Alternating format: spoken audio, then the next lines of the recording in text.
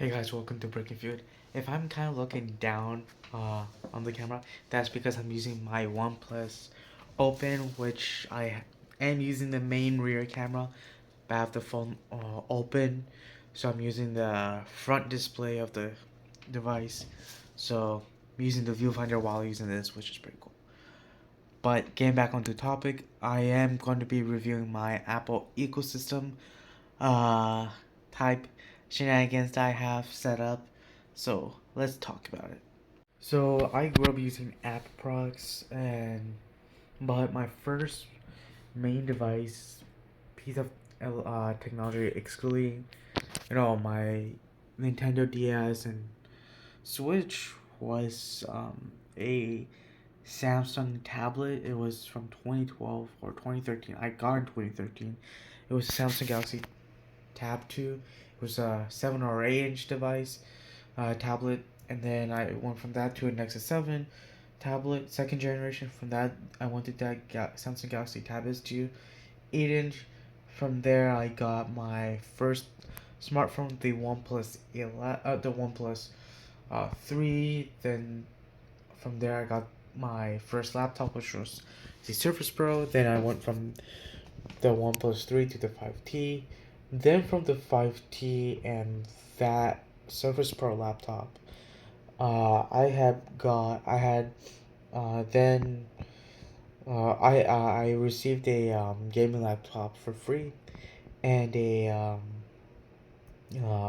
iPhone XS Max hand me down, and it was the 256 gigabyte variant. And then from there, I had the laptop up until 2022, and from the XS Max, which I got in 2019, the same year, iPhone 11 Pro Max was launched. From that phone, I then got the 11 Pro Max hand me down also.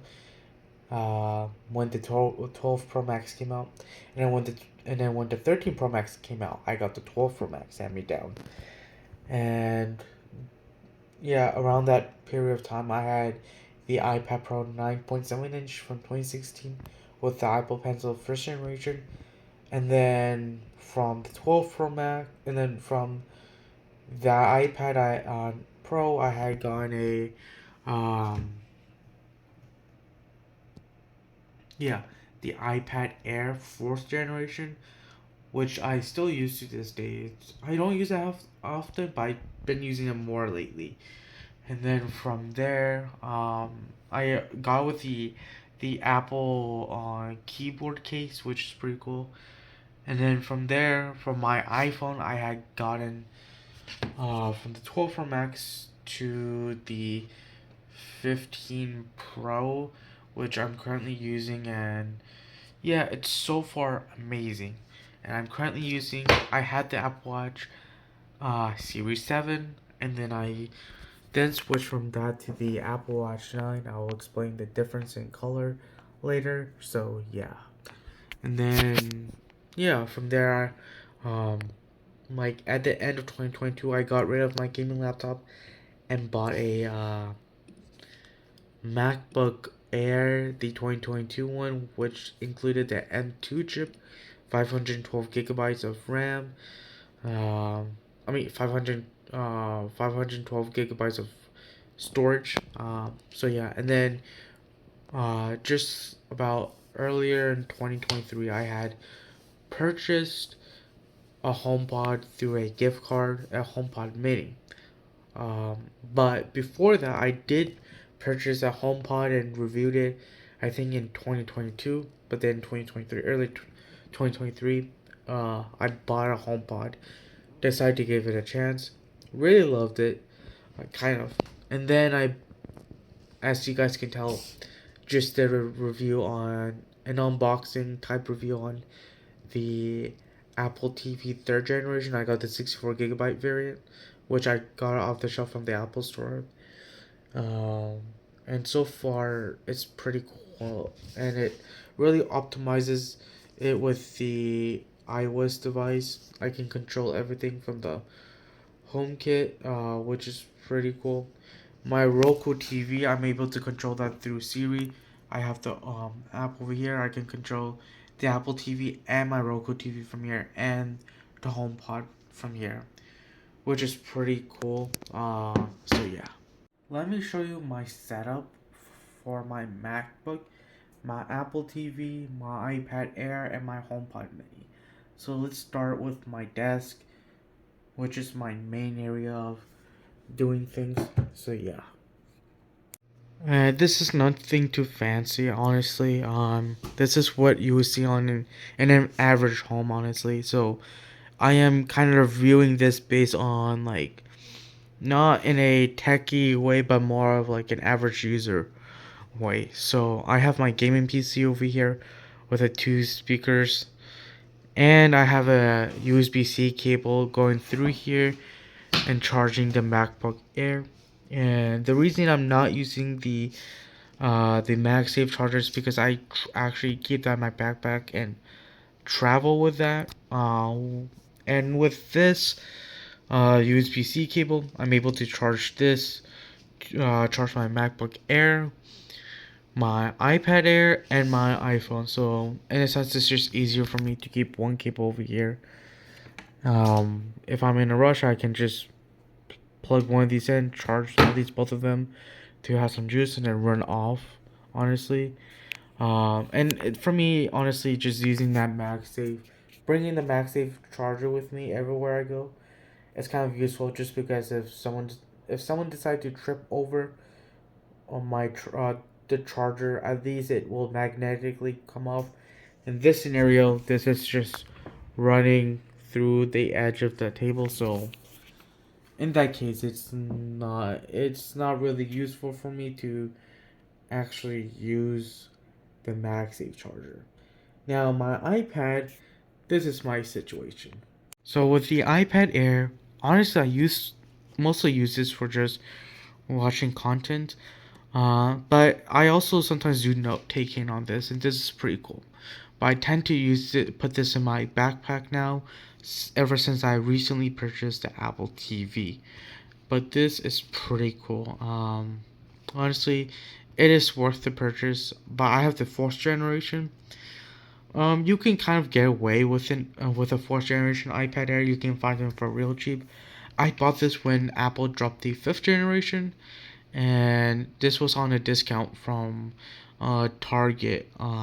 This was back in 2021 when I purchased this. So far, it's held up really good. It doesn't have the M1 chip or the M2 or the M3 chip, but it works really well for what I do. Now, if you really need a lot of computing power, at that point, just get a laptop. And the MacBook doesn't really, uh, you can't go wrong with this. I've done a lot of schoolwork on this. I've done a lot of photo editing, video editing, and a lot of 3D work for school on this. And this is really amazing. So yeah. Now, this isn't really going to be a review on the iPhone 15, but I will talk about it a little bit. Honestly, this is a really neat phone to use. Especially like for me, who I wanted to upgrade from my 12 Pro Max. I really don't like using a bigger size phone. Especially ever since Apple decided to go with the more boxy design with the iPhone 12 lineup. It cut into the hand. If you watch any iPhone 12 review, people will say that the Pro Max, especially the Pro Max, they really get into your hand, and the stainless steel made it even worse just because it was even sharper. The titanium gives it a lightweight, and it is a softer material in a sense, to grip, but I still miss the curve sides from the iPhone 11 and 10s series. So yeah, but overall, the camera is great, and USB-C is amazing. And because it's USB-C, I can plug this into a MacBook Air. Um, and honestly, it's pretty cool. I can also use this as a webcam anytime I want to do a video conference. And one cool thing is with an iPad, depending on which iPad you have and which MacBook you have, and their OS, you can use this as a secondary monitor screen which is pretty cool when you're on the go. So I will sometimes use this as a secondary monitor screen and use this as a webcam, using the rear camera. And then just airdropping photos and documents and whatnot between these three devices are pretty cool. So yeah, you can't really have an ecosystem without AirPods.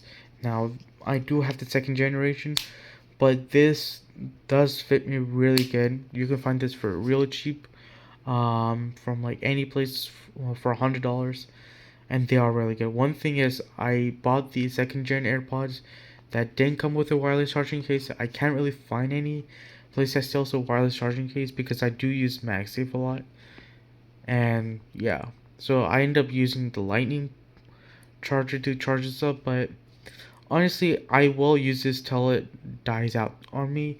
There's really no point for me in getting a new earbud when this works perfectly. But this works seamlessly throughout all the products, including my Apple TV. So honestly, AirPods are a worthy purchase if you have any Apple device, and they do work on any, like, honestly, any device that supports Bluetooth. So sometimes I'll use it on my gaming PC if I don't want to use my Marshall headphones. So yeah. Sometimes I do want to use good audio, so I have these Marshall headphones, and I sometimes use this USB-C to headphone jack dongle for my iPad. I could use it on the MacBook, but this has a headphone jack, so I really don't need the dongle. But I just keep it in place because I can plug this into my iPhone, my iPad, and my MacBook without losing this. And yeah, honestly, I do prefer this method. Now, if the HomePod Max do release with Type C, I might purchase it. But for now, these Marshalls are honestly just good to go for now. They're not really bad, and these are honestly one of the best earbuds ever. Next to the Jabra Elite 65T that I own. Like I said, I don't have a studio type setup, but this is my bedroom, and I do everything in my bedroom. So I have my HomePod next to my bedside, and this is currently my situation. So that's my desk, that's my bed, that's the side table with the HomePod, and my TV is over here. So yeah, so obviously, just like Alexa or any other smart speakers appliances, you can connect this to any appliance ever. So like light bulbs, switches, and whatnot.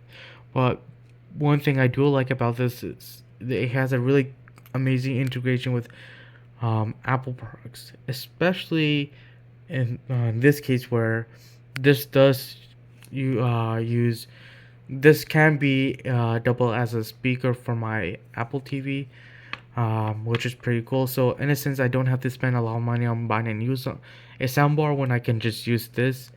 And the sound quality on this is so good that honestly, at that point, there's really no point for me on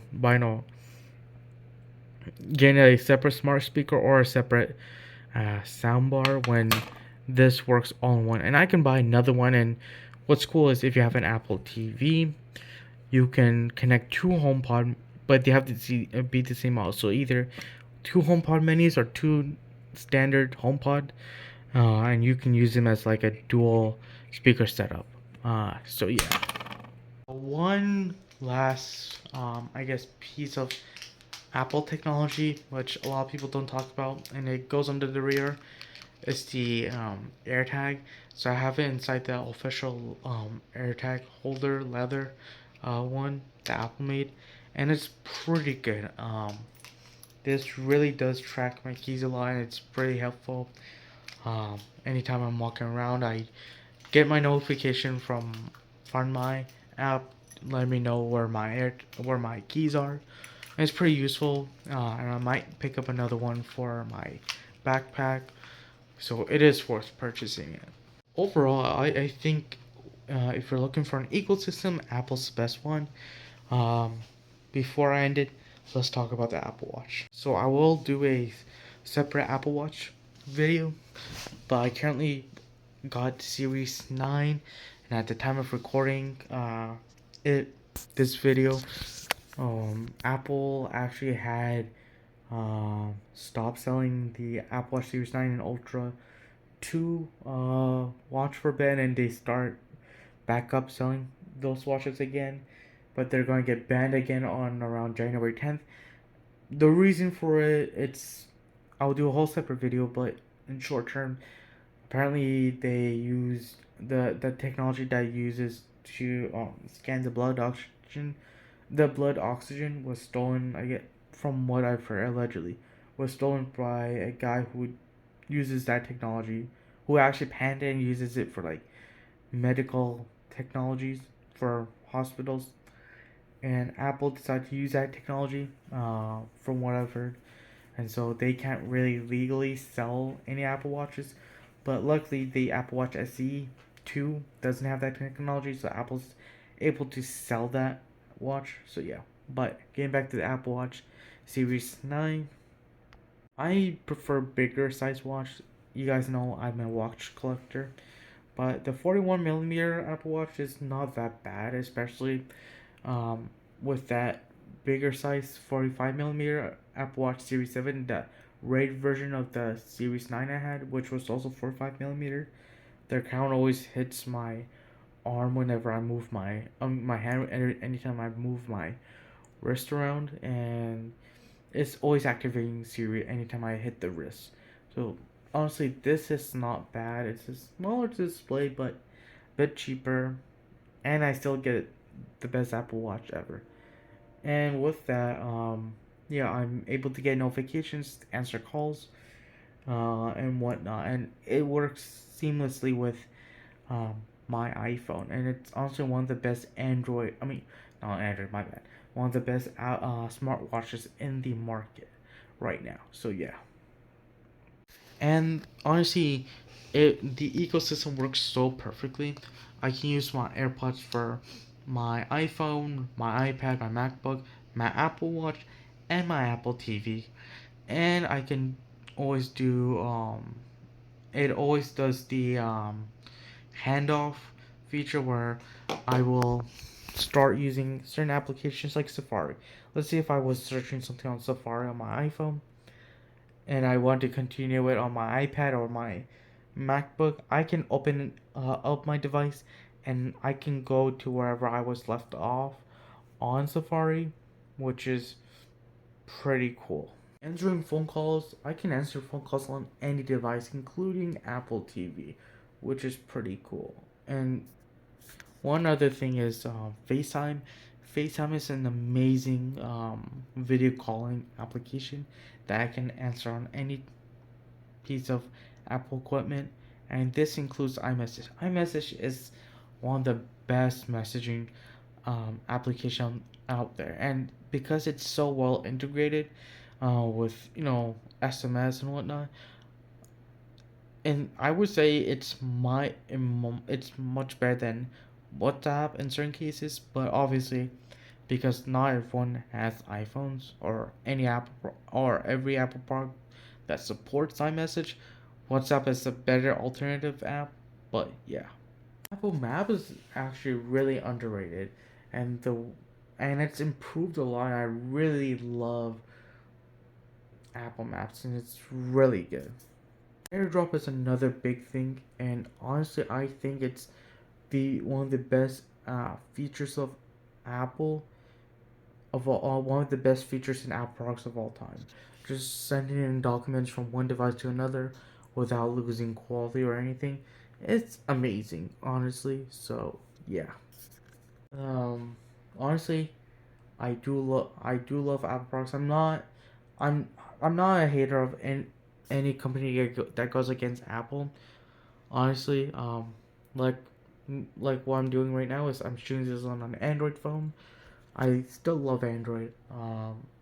And I do use a Windows PC. I could have gone with a Mac because this whole PC setup costs almost the exact same as like a Mac, but in this case, a Windows PC will do better in certain cases. And for gaming, Windows are it's a lot better just because uh, just a lot of games support the Intel chip, and I know those same games that you would play on your Windows PC used to support for the Macs, but ever since they switched to um, the own Silicon lineup chips, not a lot of games support the M2 chip, but when they do, they are really beautiful on the M2 and M3 chips. So yeah.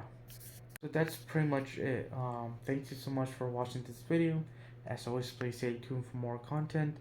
Um, I will be doing a video on this OnePlus Open phone, going in depth and what I think about it, just because it's an amazing product to be honest. But I'll go in depth with this product. So yeah, thank you for watching. As always, please stay tuned for more content. Hit the subscribe button, share this with everyone else, give this a thumbs up, and comment down below what is your favorite Apple uh, piece, like your favorite Apple electronic, and what piece of Apple electronic you currently use. So yeah, thank you, stay safe, and subscribe to this channel.